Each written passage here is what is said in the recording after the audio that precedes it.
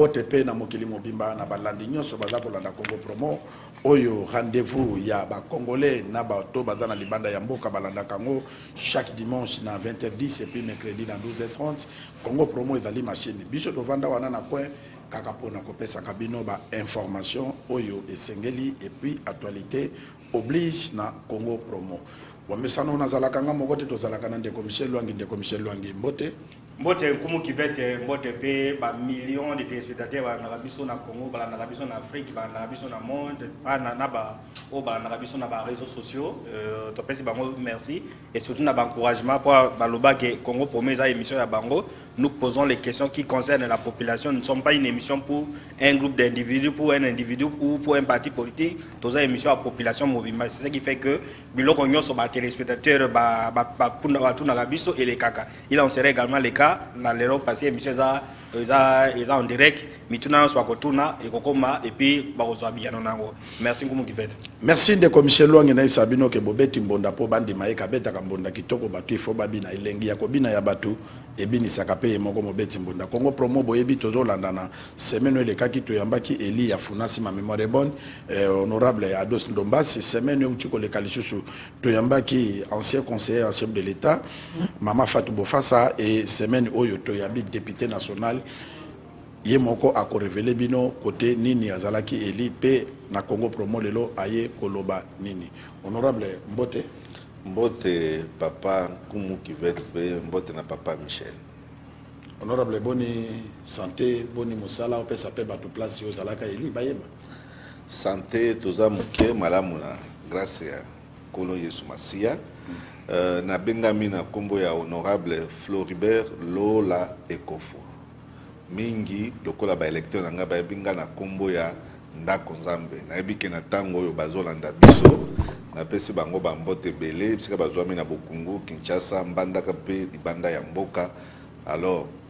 Bokungu eza na province ya Chwapa eza province monene oyo tozo bunda pour que ezala pe lokola ba province nyonso po toza province oyo bengami te ke ezala ka ya suka to pe ya ko souffrir etikala pe bongo te. Voilà. Merci honorable boni misala na Assemblée nationale. Misala na Assemblée nationale toko beta masolo na ngo kokokana na mobeko likondi la tokotala na article ya constitution ndenge ezotinda na article 100 na ici na avant dernier alinéa ezopesa musala na biso eza voter les lois contrôler les gouvernements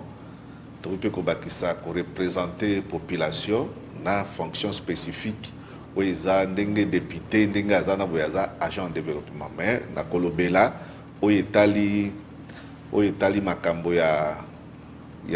au constitution asili kolakisa ngo noir sur blanc eza trois fonctions fonction ya contrôle na bandai koloba pona contrôle que na contrôle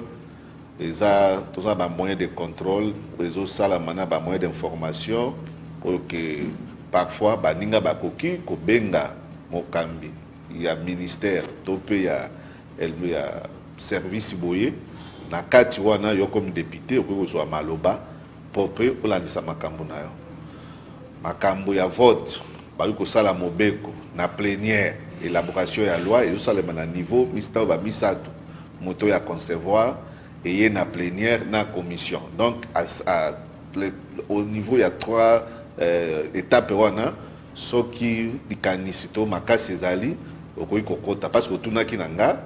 donc ba activité nanga eza na ba niveau wana ba question orale contrôle parlementaire tout ça là ka na kopesa exemple lokola bato bayebi ke na bengisa ndeko professeur Tony Mwaba pona kobeta masolo ya makambo ya ba enseignant ezalaki axé sur conditions des enseignants et amélioration de la qualité de l'enseignement.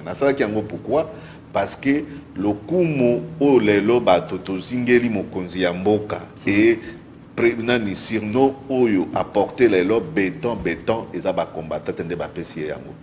C'est ba enseignant ngonga balongwe na salaire ya 150 ba komaka 250. Bon ya vu là ba komi 300 400 nde ba bengaki ye béton. Ah, donc, comme on est pas enseignant. Combattant, tu pas enseignant. C'est les enseignants. C'est une révélation. Quand Bazouimbongo wana de balobi a commis libanga à Kolongwate. Mais il y a aussi un problème aujourd'hui. Est-ce que bateau bapesa ki kombo wana bazo continuer à garder comme tel? Quand moi j'ai vu que ma cambozo qui ne doit pas changer, à mon avis qu'il faut tout bien un ministre. Tout solo la naie, est-ce que bateau base pelaki et sengo wana ezali sous? Moussala bazo sala surtout les lots beaucoup fout à 400 500. Au monde que bango bazo à 400 et pas na bisu kuna 250 et carré wana bazo benga ville kuna campagne tout ça alors que bango tout baza la même moussala eza makambo et tout ça kinga pe senga to solo la naie. Ça pour na kopesa na réponse que au niveau de la participation, au niveau de l'hémicycle, on a tous activement actif. Et l'on peut na bande comme Soussou, il y a Bisso, il y a Tchouapa, il y a Grand Équateur, il y a Congo parce que c'est un travail ils ont senga que bozala bon mi balé mi ça tout peut bozala na moani parce que tout na ki makambo ya assemblée tous wa kamalo baso que tali makambo ya mboka na biso au Congo Tchouapa Grand Équateur to Congo tout le blaka yango batu. Il y a aussi bateau balandaka ba plénière to pe balandaka biso bisika to kendeke na bitando ba ebike parmi balobi to salaka yango makambo pe ya contrôle to bundaka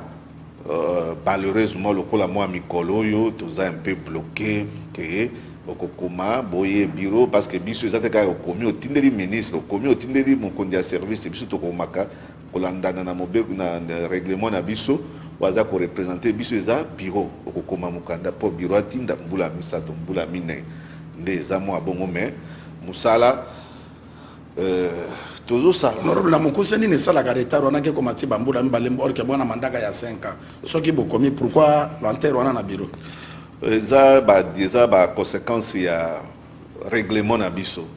soki ke mokolo to kokoma koloba ke député ye moka zo mukanda ne atinda asignalé kaka bureau ministre aya nde bombo na kana chaque jour ba ministre bazalaka mais le règlement est lobby que c'est le bureau le président qui représente l'assemblée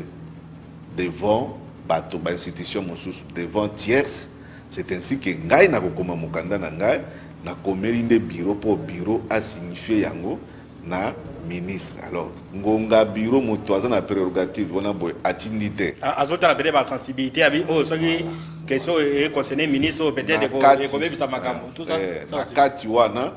mais eloko wana boki ko changer loi te que député za la kotono na kati ki ba bengi boki ko changer yango comme biso toza parce que peuple azo mona lokola ba député bazo sala te contrôle et ça la matière est-ce qu'on peut pas changer ça parce que zo misa ba député que baza ba compétent comme on constate, c'est plus le Sénat qui travaille et les députés nationaux ne travaillent pas. Comment vous pouvez vous imaginer ce que vous misolo le ministre Oti Kolobake na francophonie c'était 324 millions de dollars prévu 49 et commis à 60 et malamoko 300 et quelques. Et là quoi assemblée le belate to longwe wana bandeko yo bakufa na goma wana boy soki 60 soki 50 masolo etika kobeta mepa na biso na mbandaka bato bautaki okufa plus masolo ezobetama te pourquoi eza faiblesse na biso te eza mwa bibongiseli ya mibeko na biso nde ezosala mabe ke mikolo mosusu ntango bato bacomprendre ke il faut donner la liberté aux députés ke ye moko akomi mokandani apesi kopi na nini moto ayaka avec contrainte makambo wana ekosila mais lelo kona toza na yango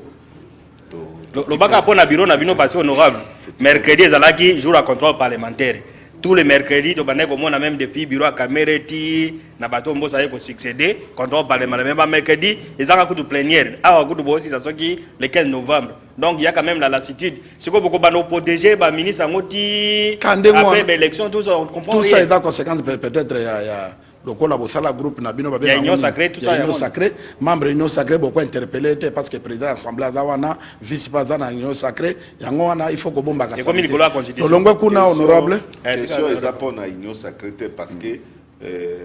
mosa tozo sala euti na bisote euti na mindele et ce que tali et pas na Montesquieu bango bato babandi le pouvoir arrête le pouvoir et ngai ko babote que pour bakanisa que ceux qui posent l'union sacrée il faut président à monter opposition pour aller qui ça comme on a même ngonga président nani VP Minalo caméra zalaki babande obenga ba ministre bota autant exemple ya mabunda Oui. baby songa na benga kitoni mais question que il faut to battre la kamibeko mboka etambusa makana mibeko mais soki to komi na ba sentiment que ndenge na banda ikoloba na boye ba commission ekota kuna yo kokoma commission ko condamner président mais za président te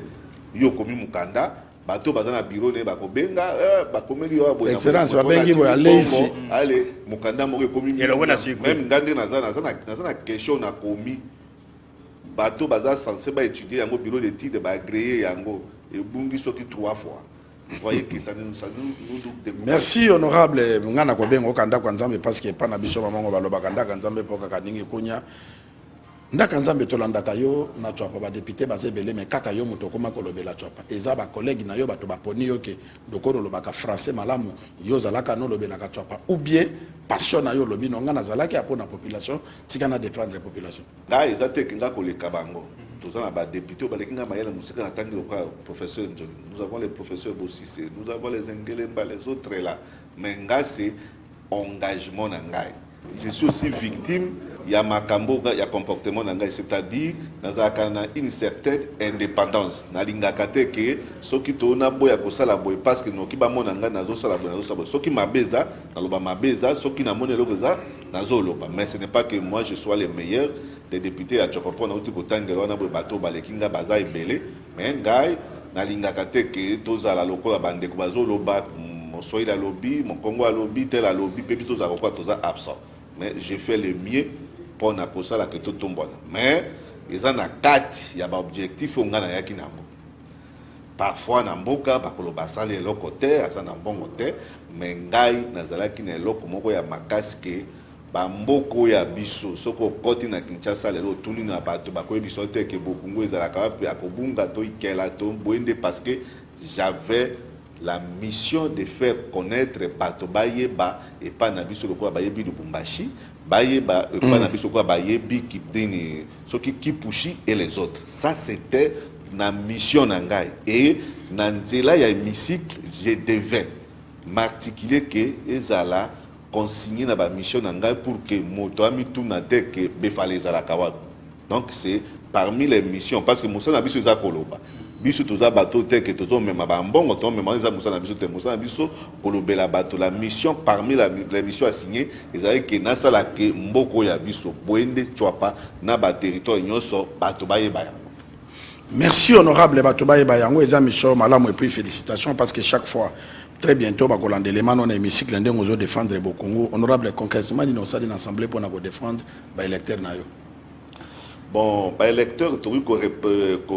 défendre Bango, les accords pour na Bokungu na Tchouapate, mandat nous représentons, il y a 501 personnes qui représentent le peuple congolais, c'est-à-dire les 500 députés et le président de la République. C'est plus de millions de personnes. Vous avez cet exemple. Makambo ngana bengela professeur Tony. Ezaki makambo andako na ngai te. Et nazana ba numéro ya bato. Il y a Est ici et ainsi partout. Ti lelo ba continuer ko benga ngai mais sauf que tellement que bato ba monanga na makambo ba monanga na ndela mabe azala kaleki ya bakonga, j'ai dit stopper que makambo ye peste na kota kate. Non, ils ont à l'État. Nous, la député nationale. Tout ça a été dit et compris même par le ministre que non, on a l'air qu'il n'a pas à venger. Bakonga, c'est mon frère. Nous sommes des frères, mais nous avons l'air biologique qui n'a été. Nous avons de connaître la santé, mais nous avons de connaître. Mais moi, je faisais mon travail parce que, ce qu'on a une assemblée, je suis un socio-culturel. Moi, classe, on a autant que ceci, l'éducation des enfants. Des formateurs des enfants. Alors, na kolongwa na ngo ndengeni tango na sali yango ekomi na banya j'ai dit parenthèse na tiki yango na koloba ke pour la population to bundi pe mo makambo mingi po mbongo moto ya intérieur lelo na moto ya ko voter lola na moto ya ko voter lola te ba koma lelo ko zwa prime ya gratuité wana c'est nous moi na assemblée on a j'ai demandé on ne peut pas moi je suis enseignant nazotangisa na Bokungu yozotangisa na Gombe awa tiye na transport ngana ko kende makolo comment on vous paye 450 zone salariale ba futangai 150 000 et c'est na ba discussion on a boké nde moi ba primo ekobima pour enseigner à l'intérieur, ils ont la moins malade. Voilà. En dehors, il y a ça, il y a biloko wana boye, makambo mbongo et belé, il y a enseigné pas na biso et bi makana makelele. Il faut na ça la makelele dans l'assemblée, il faut na kende na BCC, il faut na kende na IFOD, ndembongo et bimaka. Tozo bunda à la limite du possible. Makambo ezake bateau tozo lobela. Mato ina bango lokola biso, tozo na ba soldate, tozo bani pété, nde bazaka mato makasi mais pona ko bunda. Nous sommes parmi ceux qui se battent pour que les conditions Yamboka échangent. Merci à Fana Pesande Commission Maloba pour Batouba Monake honorable. Azoloba Makambo Etali Kakaye Mokote Obeto Solapona Azana Plata Congo promoté Tine Hémicycle à Lobaka. Patrick, même ambition Assemblée nationale, tout l'honorable Bongo Tozonga. Si nous prenons parole comme élus du peuple, et puisque les jours passent, la législature tend à sa fin. Et la question essentielle à se poser, c'est de savoir quelles sont les traces que le gouvernement central a laissées ou pose chez nous. Ici, je parle comme élu d'une circonscription électorale bien définie, là, dans la province de la Tchouapa, territoire de Bokungu. Il y a eu des projets, beaucoup de projets dans l'ensemble des provinces. Et ici, nous avons pris la parole pour faire remarquer du haut de cette tribune qu'à la Tchouapa, il n'y a rien qui s'est fait. Si je prends mon territoire de Bokungu, depuis le début de la législature, nous n'avons bénéficié que 16 km de routes en terre battue. Seulement ça. Mais si on exploite le budget, il y a eu beaucoup d'argent envoyé. Et notre inquiétude, c'était de savoir est-ce que cet argent a été envoyé chez nous ou pas. Curieusement, dans la lecture, je ne sens pas ça parce qu'il nous reste une année. C'est ainsi que nous demandons,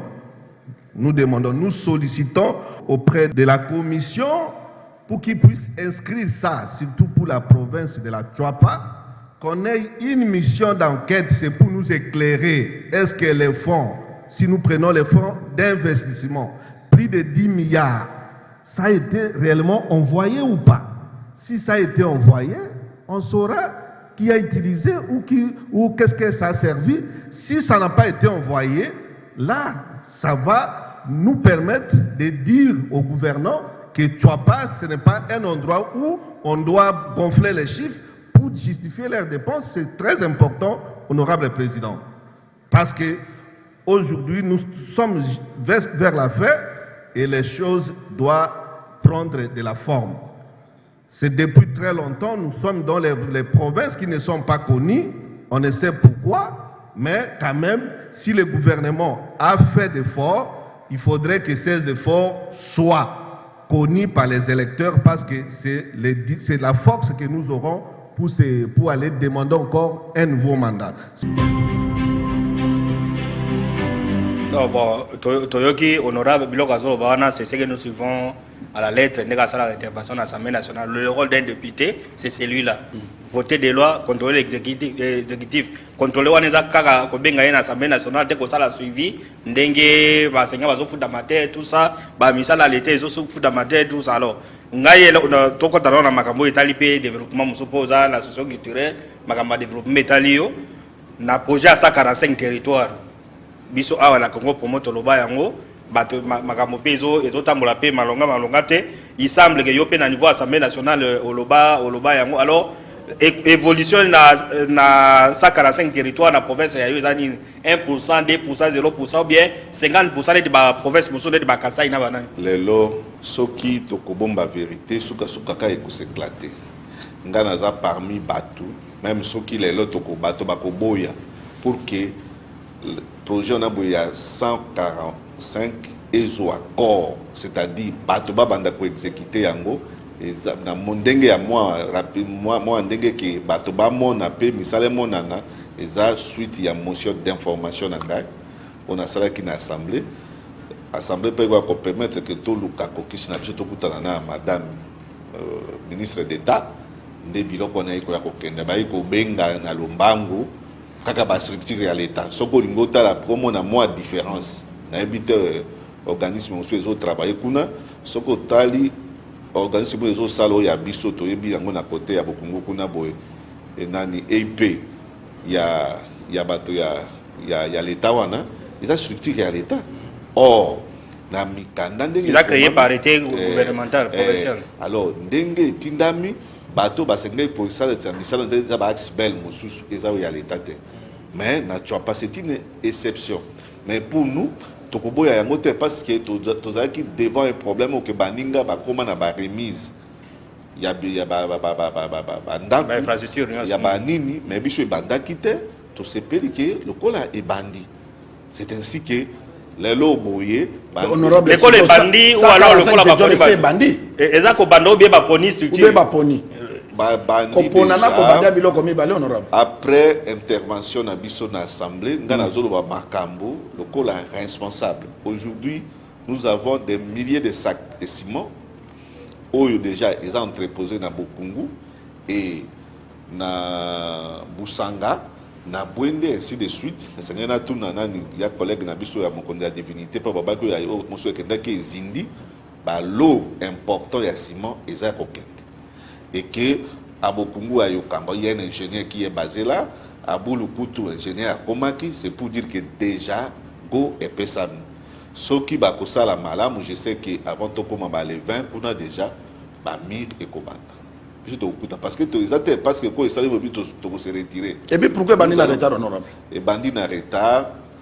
ngana ko justifier yango te parce que naza mutu mais oza élu du peuple moi je ne gère pas contrôle parlementaire yango na ya baninga bakomi na okene pas ministre à plan ministre d'un plan na contrôle yango nde salaki ke to ya ko bandisa soki ezalaka na contrôle wambo tende ngaki bandate alors koyeba ke bandi na retard ngana ko justifier yango te parce que na yoka ke ba agence bakabolaki et agence oyo sali retard wana eza punite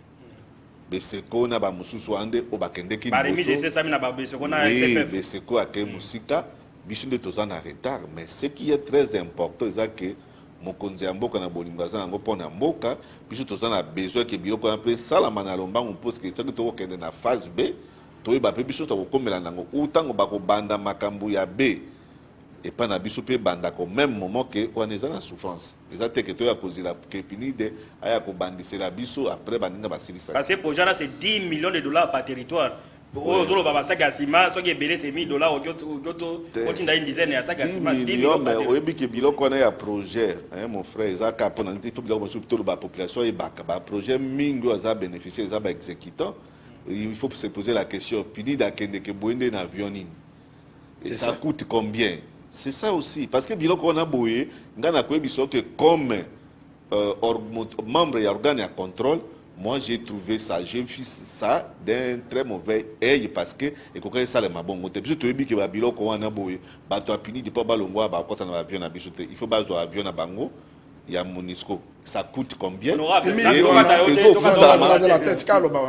Ezo futama na mbongo ya biso. Ozomona. Mais pour nous question ezalaki nini philosophe balobi lorsque les prémices sont fausses il ne faudrait pas s'attendre à une conclusion par projet bandaki mabe comment un projet du pouvoir central vous allez appeler les députés provinciaux pour bayaka de surveiller yango et ça na monaki mabe zande wana boy parce que projet boy soki ke babenga ki loko bandaki bango bayenge ba surveiller à partir ya ekoma na mboka kuna bobengi bango bayebi bateno nango te bakondo continue nango ndenge parce que de quoi projet yaki ezala ndenge ezalaki keza piloté na ministre ya pouvoir central biso to contrôler to continuer monsieur mbongo eza combien olingi ozwa nani mais quand il va nous parler de puni to biso que mbongo ya ko matakango avion akendeka luka avion ekuta wapi tangisa biso source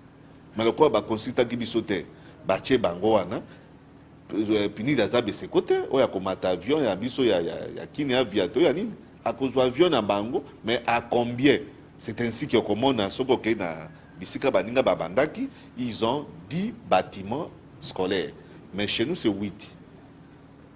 pourquoi parce que nous sommes wana et kokota na makambo ba kokende ba ke formation bazongi boy ezo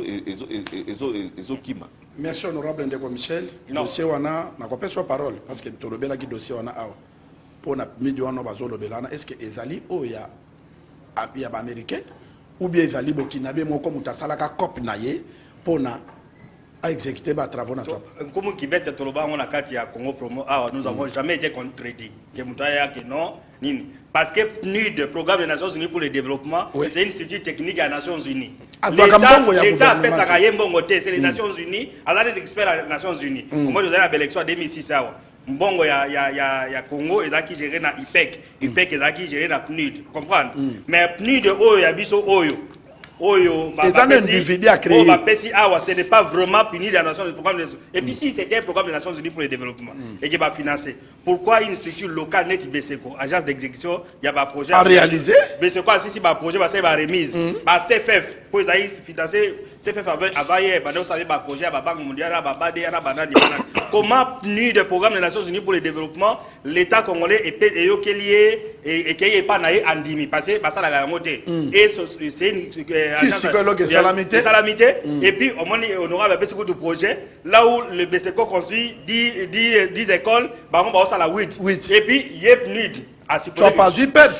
il n'y a pas que ça passé 9 provinces qui sont concernées à supposer que si c'était le PNUD du programme des Nations Unies il devait avoir un avion aux Nations Unies et que dans les autres il y a un avion aux Nations Unies qui est dans le nord Équateur dans la province tout ça donc ça c'est préparé ce n'est pas du PNUD programme des Nations Unies pour le développement. Les informations sont honorables que Ezali. Oui, il ne faut pas s'attendre à Niniwala. Donc ça doit être une structure bateka sigle wana ya PNUD mais comme les Congolais il est très complexe quand il voit un Ivoirien, un Burkinabé dans cadre de structure regardez projet Beseko ça et puis il y a une différence pour mon PNUD la bango. Beseko a aussi l'agence locale d'exécution condition ils aller local parce qu'il y avait des projets il y avait 1000 écoles ils avaient un projet à triper ils avaient un projet au hôpital général de référence où l'agence locale d'exécution dans le territoire au sal mais ce qu'on a dit aller net ya Kikwiti ou bien aller à Massimanimba ngana pesa au projet mais toi venu de wana il faut payer $15,000 il y a des gens qui ont donné $15,000 10,000 ce qu'on appelle il faut payer ça fois $1 million pour pas payer au projet donc en tout cas, il y a commission. Il y a des gens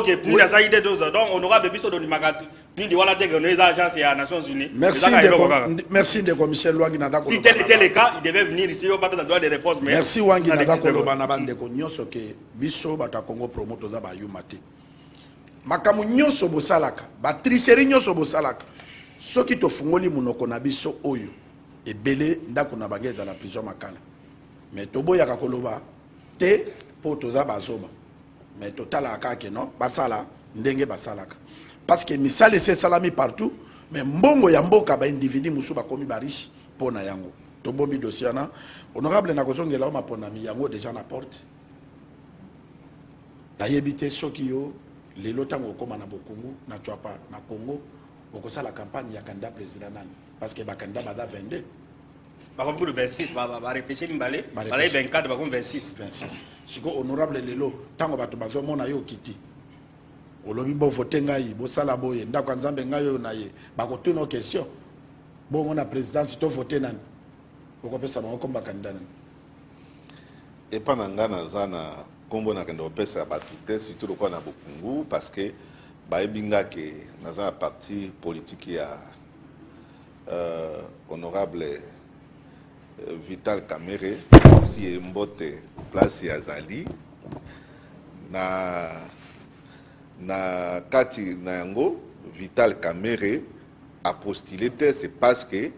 azasima ya président ou azako kambamboka et kozala une grande contradiction peu confusion soki nga na komema kombo ya candidat mususu candidat o bango ba ebelinga eza candidat oyo mokonzi na ngai ya lelo aza sima na ye eza Félix Antoine Tshisekedi Tshilombo ke na bato oyo bakoza bo baza na ngai na pe ba oyo bakondima ngai bakopesa ngai pe bapesi ye mais on aura César report automatique de voix. Et donc, bino ba candidat député ou bien ba membre ya union sacrée, botala ka candidat obika neti ba poni ngala muto a Kamerhe par exemple, Kamerhe alobi Pona Félix et Yopo. Donc vous n'avez pas le temps à réfléchir. Il y a comme on a que non, il faut ça passer. Élection présidentielle, c'est 5 prochaines années. Ils ont intérêt à Bana, Yabako, Banin. On ne sait pas pourquoi Kamere est allé s'allier à Félix, peut-être dans un intérêt, ok, peut-être électeur, non, ça intérêt, donc pourquoi ils ont la automatique, report de vote automatique? Ils ont pensa automatique, mais politique, peut César, et là, on peut toujours bengango, où ils ont la honnêteté et zalaka. Lelo bisika ba candidat nyonso bazali nga naza na loba na sphère oza ya likolo ya politique na Assemblée nationale ndenge na kende ko déposer candidature na ngai moi ba candidature bandai ko yokana soki na kaki na posa ke nazala sima ya mutu tel parce que azali boy parce que ine mutu akobongisa j'aurais pu na dépôt candidature na ngai na tie na sima na ye même soki ke a déposer ki na mutu ko bisanga ke zala na sika boy pongo ngai na koya to kokende mais ngai j'ai choisi moto ke na bike nazala simana epo na simane mukolo mususu na kopio bimanzela yepe alobi aza sima ya moto. Donc honnêtement ngai naza na discussion te na ndenge honnêteté moi honnêteté naza na yango na sala discussion te je dois travailler sauf si soki avant nazo moi saki na ngai na kende ayebisi ngai ke kokende na nzela wana te kende ko luka candidature nini élection no moko réélection no moko là c'est autre chose qui est un peu rare mais alors bien noté après no bino mot d'ordre ezali ke ezali tous à la simaya Félix Antoine Tshisekedi après ça ngomba la mibalete on était au congrès c'était clair après ça ngomba la mibalete. Merci honorable Yozali Eli Yabo Congo na province à Tchouapa Eli ya République démocratique du Congo parce que vous allez député national. Ce qui l'élo élection président Oyakobima Félix Tshisekedi Abimi ou bien Félix Tshisekedi Akoy président Moussou Abimi nini urgence noko senga na président wana pour na Tchouapa particulier puis Congo en général. Avant na otoko mapo moto abima to abima te il faut élection et salama nga na sepeli na nzela ya plateau na bino oyo makambo mususu parce que bato bakanisaka boto ko pesa exemple ya Sénat chambre espoir ya bato eza chambre basse l'Assemblée nationale ba aussi ka bato ba comporter ba voix ya bato ba aspiration ya bato et que même soki tozana moi makambo mususu ko sa moi mobulu boy na boye et que to ko perdre qualité na biso te nga na souleva question o eza importante lelo pour ma ponami salama ezalaka na mwa biloko moko esengelisa mapoto ke nani même bosis bosali makambo nyonso élection tozokende nango eza ya main levée ou bien tozokoma na ba papier ou bien tozokoma na ba bulletin soki tozokoma na papier ou bien bulletin et que ezosenga carte est-ce que les Congolais ou nga naza représentant na bango lelo les Congolais ont des cartes d'électeurs? Si on se pose cette question honnêtement bino bato atinsa bokoloba oui mais biso bato intérieur toza na carte d'électeur te. C'est pourquoi ngai naza ko milengela menazo bisabatu ke les 20 il n'y aura pas élection parce que les lots boye même na Kinshasa yo bino bo tambola na ba honorable Kozong s'entraîne à Sima botuna yo dali membre réunion sacrée autour du tola wana plateau ba congolais balandi yoke autorité morale no sa lobby oko voter Félix Tshisekedi Tshilombo c'est que bino de union sacrée bota ko organiser élection makamona yo ko kolobati organisation élection c'est la CENI na personne moi précision c'est wana boye tout ça la confusion ce qu'on moni moto union sacrée qui se confond na CENI wana za ba attitude na ba comportement ya non mais il faut l'informer. Écoutez ce qu'on tali na constitution la CENI c'était un organe d'appui à la démocratie lokola ba c'est ça qui n'a pas dit mais tant yo moto union sacrée obi CENI ndengai makambo nyonso na ezali malamu tozokende boye wana effectif ya ba nombre d'enrôlés oyo CENI abimiseli biso ça c'est wana eza opinion ya bato mais nga na ebisi yoke ngai po ke lelo ndenge naza pona kende nazala reli eloko ya liboso bakobenga soko oza na bokungo telemi oyoki papa lakisa carte na yo na yebi te soki oza na ngo wana olakisa yango elongi eza te kombo eza te signifie okokota te. Alors quand on vous dit qu'il y a un danger devant nous, pourquoi besoin qu'on se précipite kaka élection le 20 mais bayebi sino ke bobongisa bato ba carte bino ba journaliste ba plus récupérer yango parce que na niveau na ngai moi j'ai sollicité un débat public au niveau de l'Assemblée nationale. J'ai dit au président que problème, il y a un danger qui nous guette. Mais attendons, il y a ces nous, on a bazolo baka libanda qui viennent ici. biso nde bakolo élection seni azali koorganize biso bakolo élection biso yoyo aya tobongisa toyeba parce que lelo boye soki tolobi ke élection lobby soki tolobi élection eza lobby tokobimela ndenge nini ngongo bato baza ya bakarte te eke yokanisi mutu bato na ye 30-50 batemi na molongo ozongisa bango esili guerre civile ebandi. Merci honorable na mokuse olobi candidat no Félix Tshisekedi. Oui. Lelo bokiti na Félix Tshisekedi na bwende. Nini Félix Tshisekedi oloba na bana chwapa a réaliser les bango nini banzela atongeli bango nini wana lelo ba voter Félix Tshisekedi dans la fière ba candidat na yo kitanga na ye nga naza na gouvernement te nazoloba comme député mosala na ngai c'est pour porter mais au quand même na chwapa bana chwapa batindi ba mesa kutu kala mingi te Patrick Bongamo ye la biso question ya ba téléspectateurs aéroport et silité ngana oto yebi ba prometaki chwapa voirie ti lelo ata 2 mètres à pamba et salamité Grand Équateur lelo tous les 5 provinces démembrées bazui salaire na bangote ministre ase atindi mbongo na ba province nyos mais Grand Équateur bazui mbongo te lelo soki mokonza mboka komi na chwapa pesa akopesa nini ba question ba téléspectateurs voilà. côté Question problème nanga eza boye problème nanga nazoloba boye président ngai président aza mokonzi exécutif nga naza na assemblée nga ndenge naza wa nga naza ko représenter le peuple alors lokola naza ko accompagner makambo asalaki soki na bato na ye to na ba service na ye wana eza makambo susu nga pona information biso to komisa wa batebele ba comprendre po ngana mema ya lokola doza contre mokonza te biso doza ko komisa parce que Félix Tshisekedi na kopanza na bwende ana bokungwa na befala na jolu rapport ya peuple tango ba pesa biso lokola tozui pe Elia kuna to tunie parce que c'est facile ya koloba ke to voter Félix Tshisekedi or que population pe bana ba penser na banda na résumé be poto za na télévision ta eza moke oyebi ke tokenda na gouvernement liboso yilunkamba babimisa $550 000 ata boko bakembongo eza moke ezalaki par rapport na makambo ya balabala kaka ya ville wana boy 550 pona voirie ya bwende oui ngai na ekende na OVD biso bato bazali ngai comme président kokis je suis allé en vacances na komi pona luka na tala na moni na ndenge batimoni mo ba caniveau yango mo mike na banini et ça posait problème. Et quand il a valeur en bon na luka soki boto yango directeur yango aboya même na koyamba ngai. Alors mon problème c'est vous dire ngai lokwa nga azo porter na nzela mukonzi ya VPM Vital. Directeur of na boyo yamba député national. Oui, il m'a traîné pendant 40 minutes na tiki na kena ngai ko pesa ba ko na tiki ma kapona. Et ça baza royaume na makuna c'était province comme un royaume kuna za ka province za ka ba province nyo sote. Alors ngai soki kelelo na moi moké oyo biso toza kosolola na bato l'état ça je vous dirai aux otanga aéroport aux otanga bato bazwaki ba charge wana chef pesa na mboko bazo lobeza la carte pourquoi baza ko agir te mais biso na moi moké to sali c'est-à-dire ndenge toza ko représenter peuple ya chwapa na assemblée ya bokungu na assemblée nationale moi moké toza ko sunga bana batanga moi bilanga tozo sala na nini toko benga bato bakoyoka biso na eteni ya mboko ya biso ya bokungu wana c'est sans contradiction bako voter pour na mokonzi ya mboka mais pour la réalisation nga oyo na kolobake rien n'est fait parce que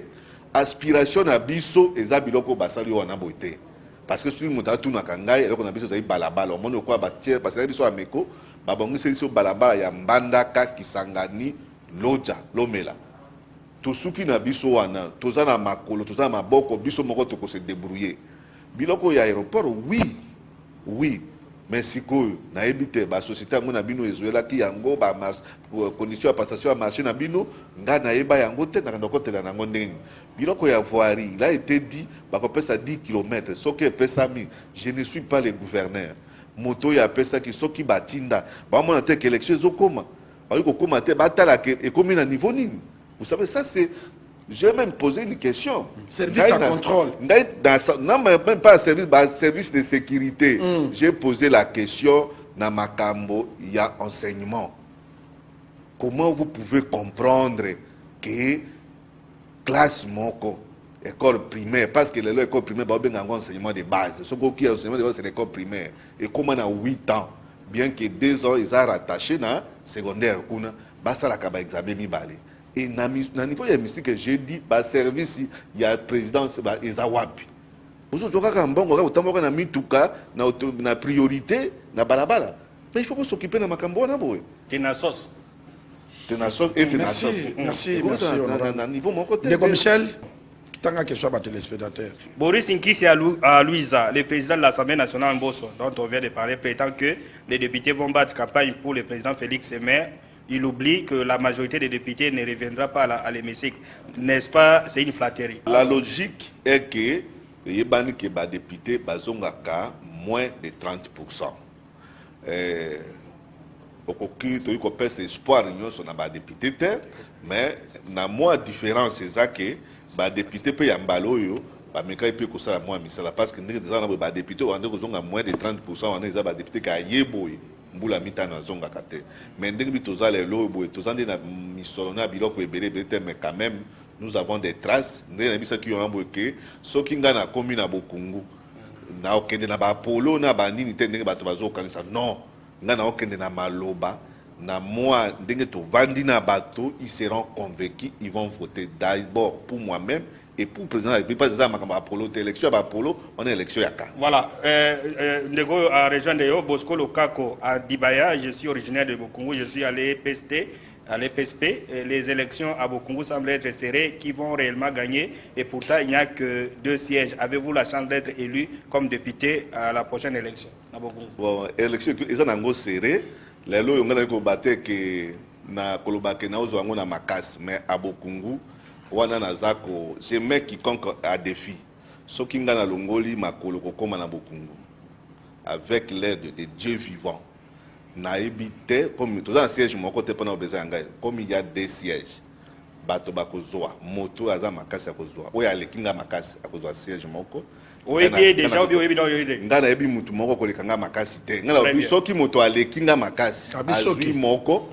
ponyo sombale moko akozoa te ngana akozoa pe mibale te soki moto alekinga makasi akozoa moko oyo etikali eza ya ngai soki mpenga na leki bato makasi nazwi ya liboso oyo etikali baweleli yango. Ça c'est la réalité, mais pour exclure ngai na course ya Bokungu wana c'est kozanga koyeba ndenge j'ai politique à Bokungu ezokende. OK. Maman Annie à Paris, nous sommes ici à Paris, nous avons vu un garçon venant de Bouende directement, il est arrivé à Paris, on n'est pas loin du film Un Indien à Paris. Êtes-vous fier, vous député, d'avoir vu l'un de vôtres descendre à Paris, faire le spectacle qu'il est en train de faire? Pourquoi un musicien, l'artiste Fally Ipupa, amène un de vôtres et vous êtes incapable de l'amener et voilà, vous êtes humilié? On répond maman Annie à Paris. Non, maman Annie boye mosala ya député ça comme mabato na Paris to na ninte. Ngai, j'ai parlé, j'ai discuté avec des gens. Je félicite l'artiste Fally, mais ce que je condamne, c'est qualité ya bateau ou yaza comme Melabiso. Nous avons des gens, les bébés Isaac, nous avons des René Lokwa, nous avons Ebele, ok, soko bimisi yembala moko boye akeli bela. Mutu mutu zaka mutu. Mais tant que yokende ozola biso ke mutu, soki mutu ezo sala malamu te, a représenter biso. Comme si biso insulte, yango na maman azo médiation.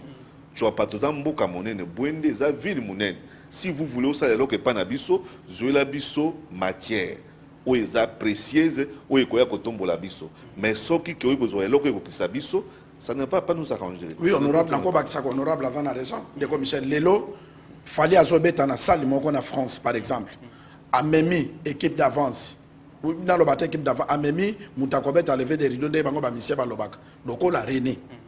lokola Bambou, lokola bébé Isaac. Eza drapeau ya Congo et puis ancêtre na biso ba ko sepela parce que coutume na biso mudetelemi mais yo dokende comme maman na pona kombo nezali petit Fally pour apporter quoi na chop. Félicitations pour ça mais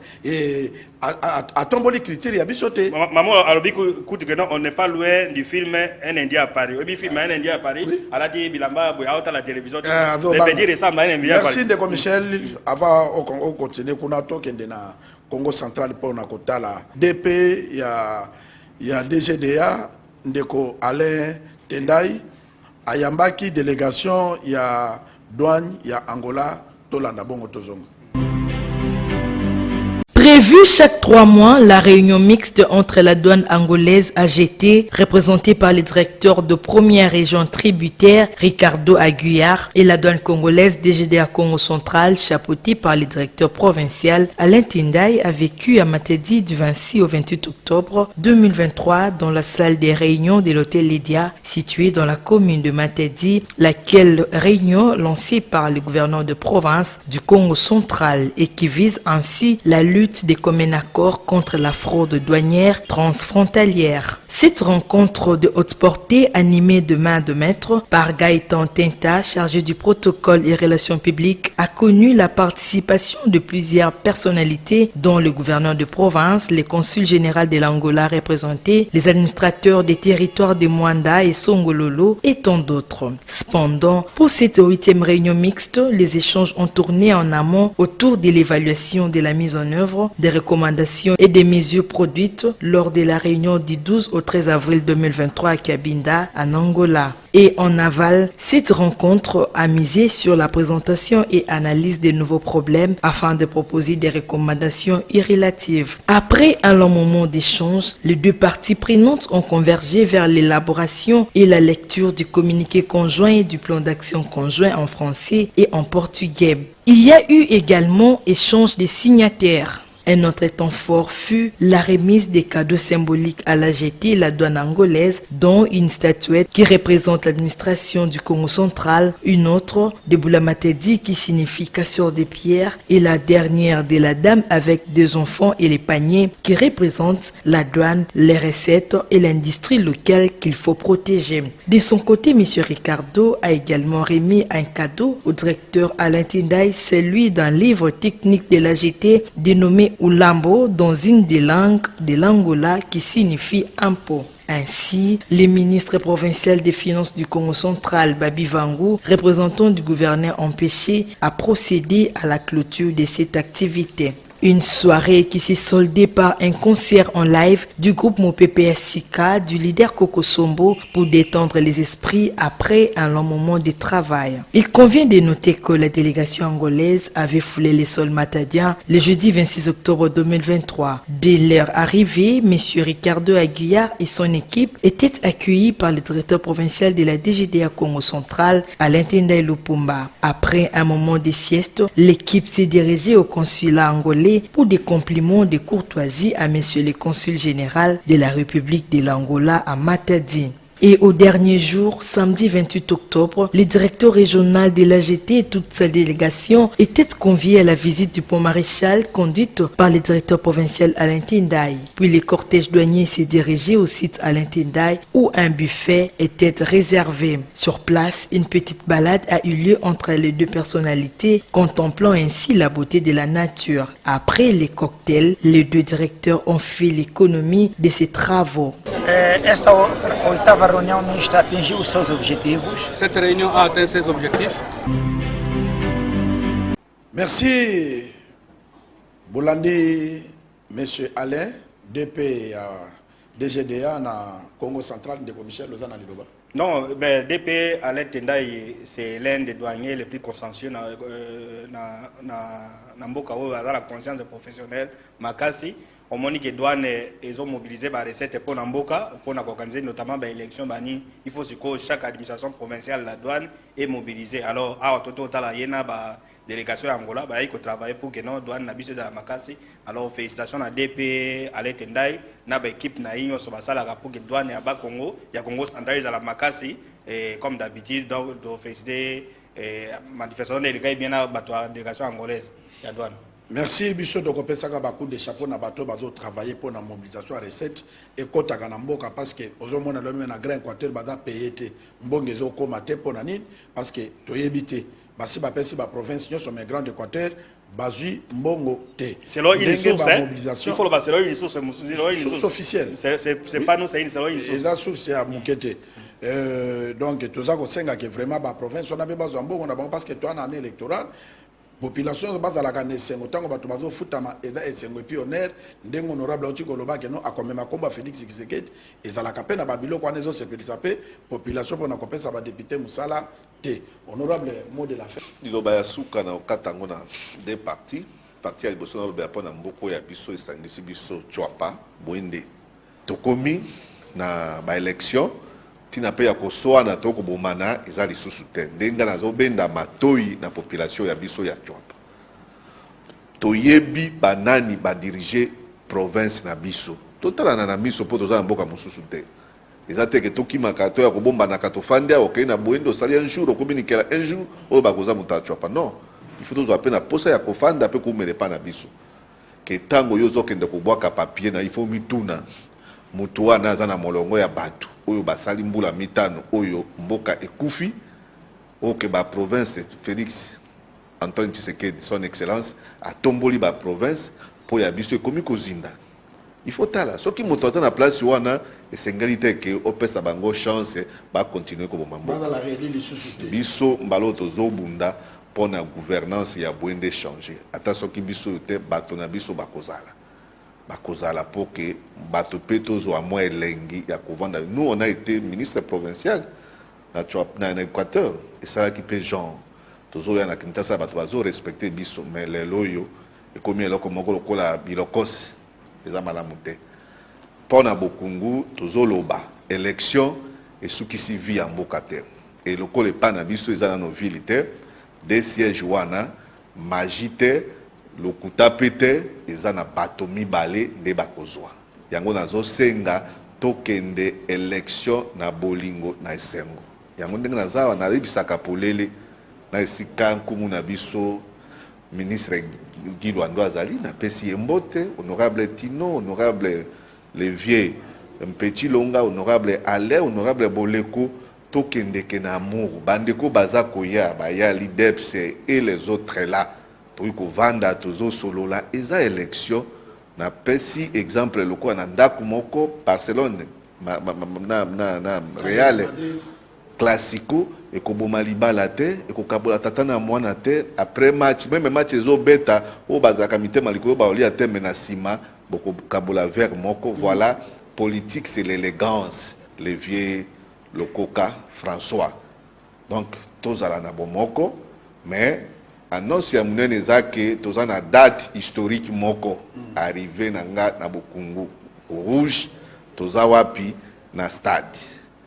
et que na bokungu botikala koyoka te manifestation politicien yaka bapaya nde bamemaka bango kuna mais politicien ya bino moko na bandisa rond-point c'est moi kosolola na rond-point eza marque déposé na ngai nde lelo tolongwe wana po ekomi na moi yiki tomemi na stade tozotondisa kuna à condition que ozala na ngola ozala na rouge ba numéro eza ebele toboyi te eza ya bokungu mais numéro oyo eza original mpo na yo mwana bokungu ezala butu ezala moyo bengi bayambi yo oluki okoti na ndako eza numéro 4 tozoloba élection eza koya